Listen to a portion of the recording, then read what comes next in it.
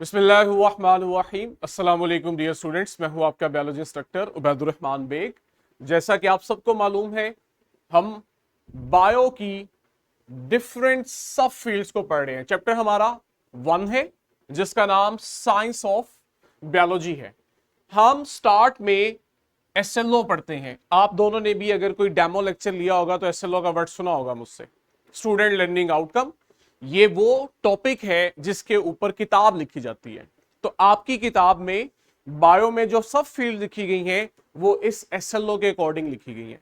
और हमें एसएलओ में बता दिया गया है हमने बायो में किन सब फील्ड्स को पढ़ना है। इनमें से कुछ हम कल पढ़ चुके हैं, मैं आपके सामने क्विकली रिवाइज करूंगा, ठीक है। चूंकि हम वीडियो लेक्चर रिकॉर्ड करते हैं तो ये कल की रिकॉर्डिंग में मौजूद है, आपके साथ ग्रुप के अंदर कल की रिकॉर्डिंग शेयर हो जाएगी। आपने सिंपली जाके कल वाली वीडियो को अच्छे से देख लेना है, ठीक है। सबसे पहले हमने बात की थी मॉर्फोलॉजी की। मॉर्फोलॉजी क्या है? जब हम लिविंग ऑर्गेनिजम्स को बाहर से पढ़ते हैं, उनकी आउटवर्ड अपीयरेंस, जाहरी सूरत पढ़ते हैं, ठीक है। जो जाहरी तौर पे आपको लिविंग ऑर्गेनिज्म किस तरह से नजर आ रहे हैं, उनकी शक्ल कैसी है, उनका स्ट्रक्चर कैसा है, इसकी स्टडी को कहते हैं मॉर्फोलॉजी। मॉर्फोलॉजी में हम बॉडी के अंदर के स्ट्रक्चर भी पढ़ते हैं। क्या कहा मैंने? हम बाहर से भी पढ़ते हैं लेकिन अंदर से भी पढ़ते हैं।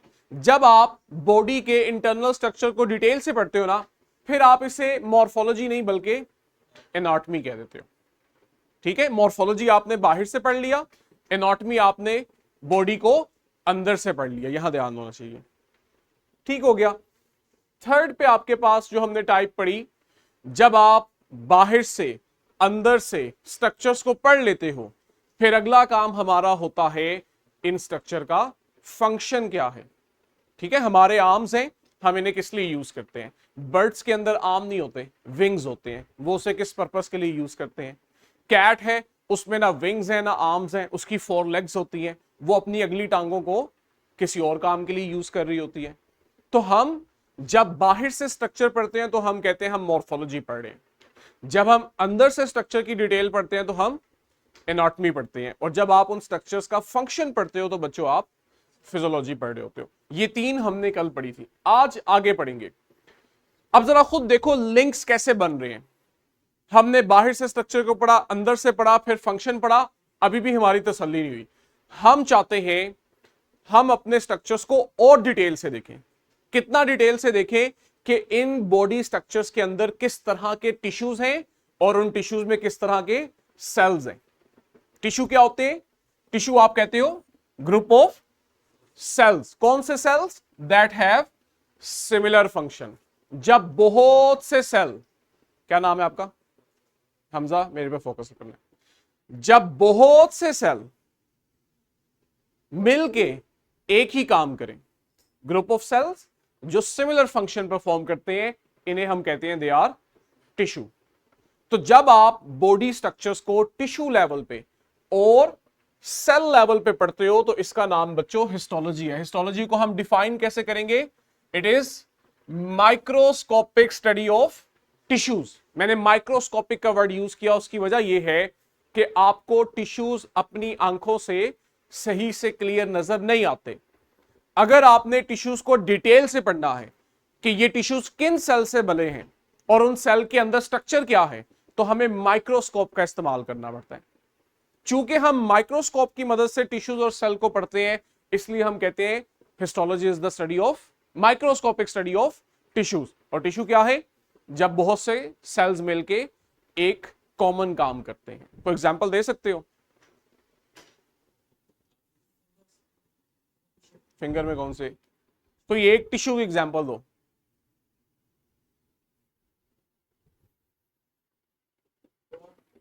ये सामने लिखा हुआ है, सामने देख लिया करो। हमारे पास कनेक्टिव टिश्यू की एग्जांपल है। कनेक्टिव टिश्यू में अब फर्ज करो एक टाइप वो है जो आपकी बॉडी में फैट टिश्यू बनाती है। कनेक्टिव टिश्यू की एक एग्जांपल हमारी बॉडी के फैट टिश्यूज हैं। अब जो फैट टिश्यूज है ना, ये सब फैट सेल्स के बने हुए हैं और उन सेल्स के अंदर हम देखते हैं फैट बहुत ज्यादा स्टोर होती है। तो इसका मतलब फैट टिश्यू के जितने भी सेल्स हैं वो सब फैट स्टोर करते हैं। तो यहां पे आप जितने भी सेल्स हैं वो सब एक कॉमन काम कर रहे हैं, वो हमारी बॉडी की फैट को स्टोर करते हैं। तो आप उन्हें कहते हो ये फैट टिश्यूज या एडिपोज टिश्यूज हैं। तो जब बहुत सारे सेल्स मिलके एक काम कर रहे हैं तो आप उसे टिश्यू का नाम दे रहे हो। हमें इसका फायदा क्या होता है? हम हिस्टोलॉजी में टिश्यूज को जब डिटेल से पढ़ते हैं तो हमें इसकी जरूरत क्यों पड़ती है, हम इससे क्या फायदा लेते हैं। तो आपकी किताब में फायदा भी बता रहा है, कहता है हम हिस्टोलॉजी में जब टिश्यूज को पढ़ते हैं तो इससे हमें बीमारियों की तशखीस में, डिजीज डायग्नोसिस में मदद मिलती है। कैसे? अगर आपको हेल्दी टिश्यू का पता है कि हेल्दी टिश्यू कैसा है, ये कैसे काम करता है, अब अगर उस टिश्यू के अंदर डिजीज होगी है तो आप आइडेंटिफाई कर लोगे कि भाई नॉर्मल ये इस तरह का था और इसका काम ऐसा था। अब डिजीज की वजह से इसका स्ट्रक्चर भी चेंज हो गया है और इसका फंक्शन भी चेंज हो गया है। तो आप कंपैरिजन करते हो, राइट?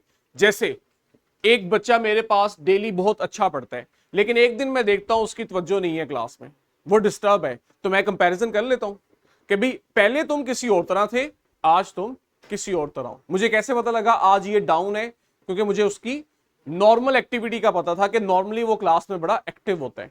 जब आप सेल्स को, टिश्यूज को नॉर्मली पढ़ते हो, हेल्दी स्टेट में पढ़ते हो, तो आप बीमारी के वक्त उनका कंपैरिजन करके बीमारी को आइडेंटिफाई कर लेते हो कि ये टिश्यू ठीक काम नहीं कर रहा, इसमें कोई डिजीज हो गई है।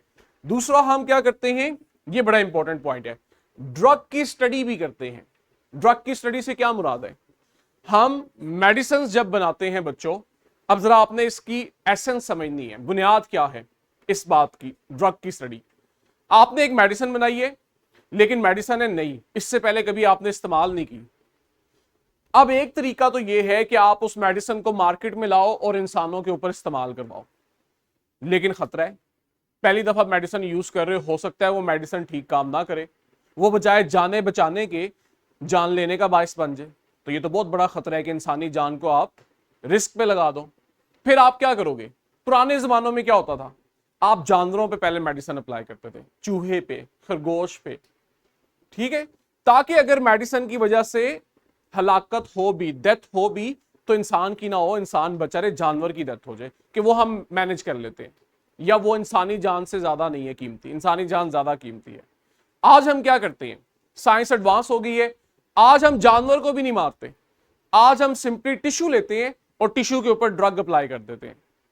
अब हमें उससे पता लग जाता है अगर तो ड्रग हेल्पफुल है तो आपके टिश्यू बेहतर हो जाते हैं, और अगर ड्रग का कोई साइड इफेक्ट है, नुकसानदेह असरात हैं, तो आपके टिश्यूज डैमेज हो जाते हैं, आपको पता लग जाता है। तो हमें ना इंसानी जान को खतरे में डालना पड़ता है, ना ही किसी जानवर की जान को। हम सिंपली टिश्यूज के ऊपर ड्रग को टेस्ट कर लेते हैं कि ड्रग देने के बाद क्या टिश्यू ठीक काम कर रहे हैं। अगर ठीक काम कर रहे हैं तो हमारी ड्रग ओके है, हमें इसे मार्केट में लाना चाहिए, और अगर टिश्यूज ठीक काम नहीं कर रहे तो इसका मतलब है ड्रग ठीक नहीं है, हमें नई ड्रग बनानी है। और लास्ट पे क्या कह रहा है, हमें इससे बॉडी के जो ऑर्गन्स हैं इनके स्ट्रक्चर और फंक्शन को भी समझने में मदद मिलती है। क्यों? क्योंकि आपकी बॉडी के जितने भी ऑर्गन हैं वो सब टिश्यूज से बने होते हैं। सेल्स मिलके टिश्यू बनाते हैं, पढ़ा हुआ है ना हमने 6-7 में। टिश्यूज मिलके ऑर्गन बनाते हैं, ऑर्गन्स मिलके ऑर्गन सिस्टम बनाते हैं, और ऑर्गन सिस्टम मिलके इंडिविजुअल ऑर्गेनिज्म बनाते हैं। तो जब आप अपनी बॉडी के ऑर्गन्स को पढ़ रहे हैं, जैसे ब्रेन को पढ़ रहे हो, हार्ट को पढ़ रहे हो, लिवर किडनी को पढ़ रहे हो, जब तक आपको उन ऑर्गन्स के टिश्यूज का स्ट्रक्चर पता नहीं होगा, आप ऑर्गन्स को अंडरस्टैंड नहीं कर सकते। तो हिस्टोलॉजी में टिश्यू पढ़ने से हमें हमारी बॉडी के ऑर्गन्स का स्ट्रक्चर और फंक्शन भी समझ आता है। फान साहब यहां पे सिमुलेशन चलाइएगा। अब मैं आपको ये जो डायग्राम दिखाई हुई है कनेक्टिव टिश्यू, इसकी सिमुलेशन दिखाता हूं, ठीक है। हमारी बॉडी में कुछ इंपॉर्टेंट टिश्यूज हैं, जिनमें से एक है कनेक्टिव टिश्यू। ये क्या है? ग्रुप ऑफ सेल्स, बहुत सारे सेल्स हैं जो मिलके कनेक्टिव टिश्यू बनाते हैं। अब अगर आप नोटिस करो, यहां पे ये जो सेल्स आपको नजर आ रहे हैं, इनके दरमियान बीच में खाली जगह भी है, ठीक, ये इनकी एक अरेंजमेंट है। इसी तरह आप यहां पे अगर आप सेल देखो तो इन सेल्स के दरमियान आपको खाली जगह नजर नहीं आ रही।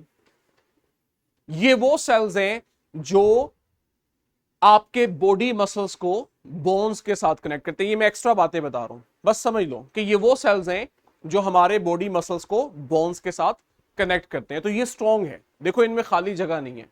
इसी तरह आपकी बॉडी के फैट टिश्यूज हैं, ये देखो ये आपके फैट टिश्यूज हैं।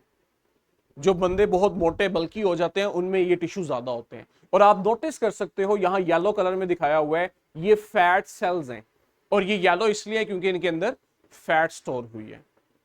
तो जब बहुत सारे सेल्स मिलके इकट्ठे फैट स्टोर कर रहे हैं तो आप इन्हें कह रहे हो ये जो ग्रुप ऑफ सेल है ये असल में फैट टिश्यूज हैं, राइट। ब्लड को देखो, ठीक है, ब्लड के अंदर भी आपके पास मल्टीपल सेल्स नजर आ रहे हैं, रेड ब्लड सेल्स हैं, व्हाइट ब्लड सेल्स हैं, ये मिलके ब्लड टिश्यू बना रहे हैं। तो ये सब आपके पास डिफरेंट एग्जाम्पल है। ये देखो ये आपके बोन टिश्यूज हैं, और अगर आप बोन टिश्यूज को भी देखो तो ये बिल्कुल एक दूसरे के साथ जुड़े हुए हैं, आपको इनमें खाली जगह नजर नहीं आ रही। और ये जो रेड कलर का स्ट्रक्चर है ये ब्लड वेसल्स हैं जो ब्लड लेके आ रही हैं बोन्स तक। तो ये सब आपने टिश्यूज की एग्जाम्पल पढ़ी है, राइट। ये जो आप कर रहे हो जब आप डिफरेंट टिश्यूज को पढ़ रहे हो, और ये सब आप माइक्रोस्कोपिक लेवल पे कर रहे हो, हमारी आंख इतनी डिटेल नहीं देख सकती, हमें माइक्रोस्कोप की मदद से ये डिटेल देखनी पड़ती है। इस स्टडी को बच्चों हम कहते हैं हिस्टोलॉजी। ठीक हो गया। नेक्स्ट आपके पास है साइटोलॉजी। साइटोलॉजी क्या है? सेल से निकला है। साइटोलॉजी में हम सेल्स को पढ़ते हैं। नोटिस किया है आपने हम कर क्या रहे हैं? इस चीज को बच्चों अंडरस्टैंड करो, लिंक बनाओ आपस में। इधर लिंक कैसे बन रहा है? सबसे पहले ऑर्गेनिज्म को बाहर से पढ़ा, हमने कहा ये मॉर्फोलॉजी है। फिर हमने उसके स्ट्रक्चर्स को अंदर से डिटेल से पढ़ा, हमने कहा ये एनाटॉमी है। जब आपने स्ट्रक्चर्स को बाहर और अंदर से पढ़ लिया, अब आपने देखा ये काम क्या करते हैं, उसे आपने कहा फिजियोलॉजी। फिर आपने कहा अच्छा ठीक है, मैं मजीद डिटेल से स्ट्रक्चर को पढ़ना चाहता हूं, मुझे दिखने में तो समझ आ रही है ब्रेन कैसा है, हार्ट अंदर से कैसा है, लेकिन मैं चाहता हूं मैं टिश्यू लेवल पे जाके पढ़ूं। जब आपने टिश्यू लेवल पे पढ़ा तो आपने उससे कहा, और अब आप आगे हो टिश्यू से भी मजीद डेप्थ में। टिश्यू बने हुए थे सेल्स के, अब आप सेल्स लेवल पे पढ़ना चाहते हो कि सेल्स का स्ट्रक्चर कैसा है, सेल के अंदर क्या क्या मौजूद है, तो आप इसे कहते हो इट इज साइटोलॉजी। ठीक है, साइटोलॉजी में हम क्या करते हैं? हम सेल के बुनियादी स्ट्रक्चर पढ़ते हैं। सेल मेम्ब्रेन कैसी है, सेल के जो ऑर्गेनल्स हैं, nucleus, mitochondria, chloroplast, Golgi apparatus, ये किस तरह के स्ट्रक्चर्स हैं, इनका फंक्शन क्या है। तो जब हमने सेल और सेल के अंदर मौजूद स्ट्रक्चर्स को डिटेल से पढ़ा तो it is cytology. Cell biology भी कहते हैं, ये भी नाम लिख लो अपने पास। ठीक है, इसी को हम ग्रेड 9 के लेवल पे सेल बायोलॉजी का नाम भी देते हैं, तो हमें ये पता होना चाहिए। और लास्ट में देखो, जब आप सेल को इतना डिटेल से पढ़ रहे हो कि सेल का स्ट्रक्चर कैसा है, तो फिर आप साइटोलॉजी में सेल की डिवीजन भी पढ़ोगे कि एक सेल डिवाइड करके 2 सेल कैसे बनते हैं, 2 सेल डिवाइड करके 4 सेल कैसे बनते हैं। ये भी सेल की स्टडी का ही हिस्सा है। सिर्फ सेल की स्टडी में ये नहीं आता कि अगर सेल बन गया तो वो कैसा है, वो सेल आगे डिवाइड करके नए सेल कैसे बनाता है, ये भी साइटोलॉजी का हिस्सा है, राइट। एक सिमुलेशन दिखाता हूं, यहां पे आपको एक क्विक व्यू दिखाता हूं सेल का, और आप लोग फैसिनेट होंगे कि सेल रियल लाइफ में इनके स्ट्रक्चर हमें किस तरह से नजर आते हैं। ये एक प्लांट सेल है, इस पे हम फोकस करते हैं। अब यहां लेबलिंग की हुई है, न्यूक्लियस है, एंडोप्लाज्मिक रेटिकुलम है, छोटी छोटी वेसिकल्स हैं, वैक्यूल है, साइटोप्लाज्म है, एक्सेट्रा। अब जरा एनिमल सेल को देखो, इसका शेप जरा प्लांट सेल की शेप से मुख्तलिफ होगी। आपने एक हॉर्स ले लिया या कोई और एनिमल ले लिया, और आप उसका लिवर निकालते हो, और लिवर के टिश्यूज को डिटेल से देखते देखते उसके सेल पे आ जाते हो, और आप देख रहे हो सेल की शेप कैसी है, इसकी जो बाउंड्री है वो क्या है, सेल मेम्ब्रेन है, सेल वॉल है, उसके अंदर न्यूक्लियस, माइटोकॉन्ड्रिया, एक्सेट्रा। अब मैं कहता हूं ये जो सेल है, मैं इसकी बाउंड्री अगर पढ़ूं, इसकी सेल मेम्ब्रेन कैसी है, इसमें आपको व्हाइट कलर में लिपिड्स नजर आ रहे हैं, ब्लू कलर में प्रोटीन्स नजर आ रही हैं, ग्रीन कलर में कार्बोहाइड्रेट्स नजर आ रहे हैं। फिर आप देख रहे हो लिपिड्स के मॉलिक्यूल अरेंज किस तरह से हुए हैं, और बीच में कहीं कहीं हमें ब्लू कलर में प्रोटीन नजर आ रही है। ये जो इतनी डिटेल पढ़ रहे हो, इसी को हम साइटोलॉजी कहते हैं। ठीक, अगर इसके अलावा और कुछ दिखाऊं, ये देखें क्लोरोप्लास्ट जो प्लांट्स में होता है, जहां फूड बन रहा होता है, फोटोसिंथेसिस होती है। इसका स्ट्रक्चर देखो, अंदर से खाली स्पेस भी है और कुछ छोटे छोटे कॉइन की तरह के स्ट्रक्चर्स भी हैं, और उनकी अरेंजमेंट देखो किस तरह से अरेंज है। और जब आप उन्हें काट के अंदर से देखते हो तो आपको यहां पे कुछ छोटे छोटे पिगमेंट्स भी नजर आ रहे हैं। ये पिगमेंट्स असल में क्लोरोफिल हैं, जो असल में लाइट को एब्जॉर्ब करके फोटोसिंथेसिस करवाते हैं। इसी तरह हमारे पास न्यूक्लियस है। आप न्यूक्लियस को डिटेल से देखना चाहते हो, आपको पता लगता है न्यूक्लियस की 2 मेम्ब्रेन है। आप देखना चाहते हो न्यूक्लियस की मेम्ब्रेन कैसी है हकीकत में, ये देखो इस तरह से उसकी 2 मेम्ब्रेन्स अरेंज होती हैं और बीच में प्रोटीन्स हैं पर्पल कलर में। और मजे की बात देखो, ये प्रोटीन ओपन है, देख रहे हो इसके दोनों एंड ओपन है, यानी यहां से चीजें न्यूक्लियस में जा भी सकती हैं और न्यूक्लियस से बाहर भी आ सकती हैं। ठीक है, अब मैं डिटेल में नहीं जा रहा, आप आगे हो न्यूक्लियस के अंदर डीएनए पे, जेनेटिक मटेरियल पे, ये सब सेल की स्टडी है, राइट। इसको जरा देखो, इससे रिलेटेड एक और सिमुलेशन भी हम आगे पढ़ेंगे एक और ब्रांच के अंदर। ठीक है, ये अब आप न्यूक्लियस के अंदर जो हमारा जेनेटिक मटेरियल है हम उसको देख रहे हैं डिटेल से। ईच एंड एवरीथिंग जो मैंने अभी आपको इस सिमुलेशन में बताई, इसी का नाम बच्चों सेल बायोलॉजी या साइटोलॉजी है। ये आगे चला जाता है।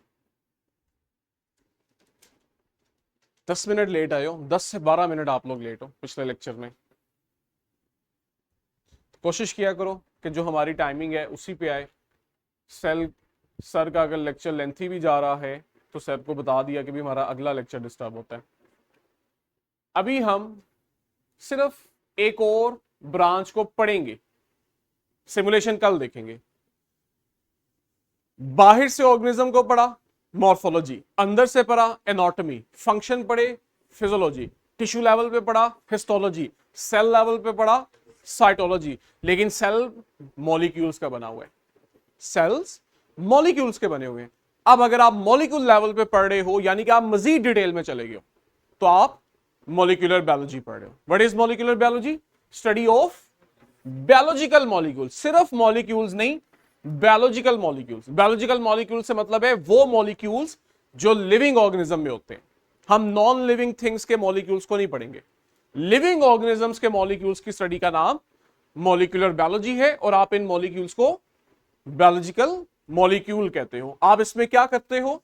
हम मॉलिक्यूलर बायोलॉजी में सेल के अंदर जो बुनियादी प्रोसेस हो रहे हैं, यहां इंग्लिश में कह रहा है फंडामेंटल लाइफ प्रोसेस, यानी वो बुनियादी प्रोसेस जिसकी वजह से सेल सरवाइव करता है।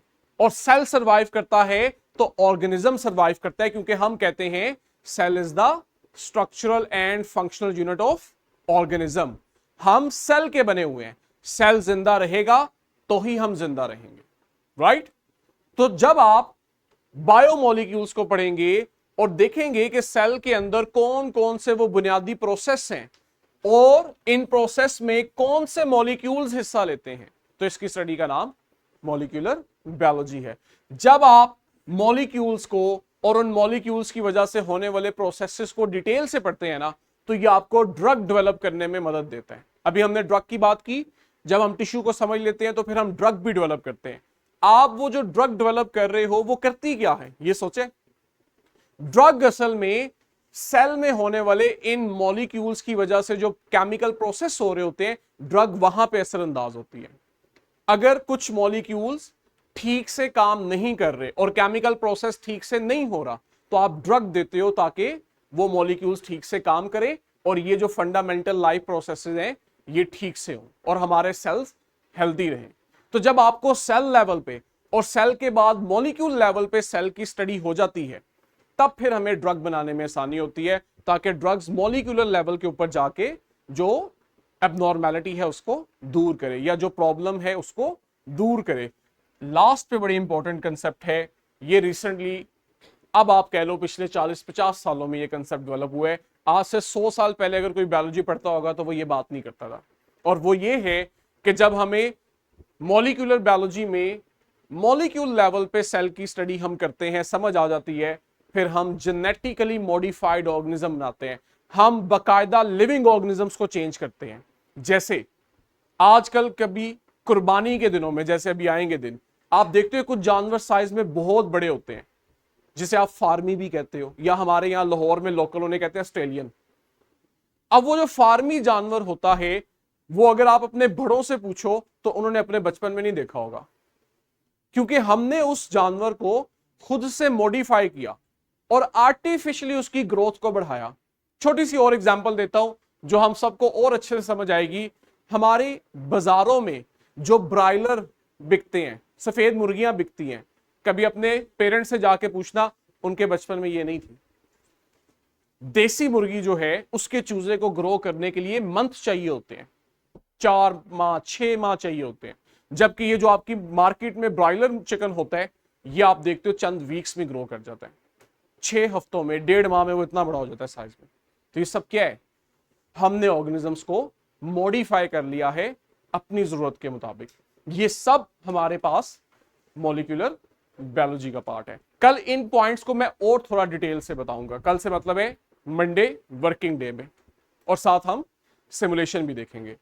इसको आपने पढ़ना है और जितना बुक में लिखा हो उसे अच्छे से याद करना है, क्योंकि कल हमारा टेस्ट है।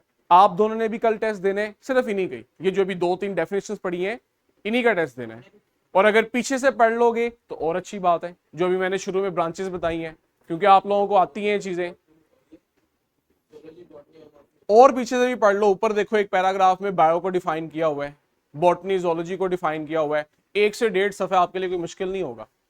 तो ये कल आपने सबने टेस्ट देना है, और टेस्ट देते वक्त बुक की वर्डिंग पे हमने फोकस रखना है।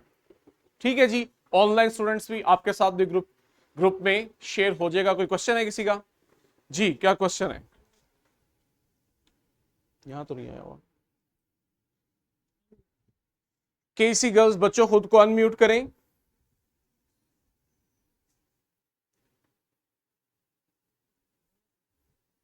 हाँ जी, बोले जी। जी बच्चों, क्या क्वेश्चन है जी? चले हम रिकॉर्डिंग तो स्टॉप करें बच्चों, यहीं से हमने कंटिन्यू करना है। अल्लाह हाफिज।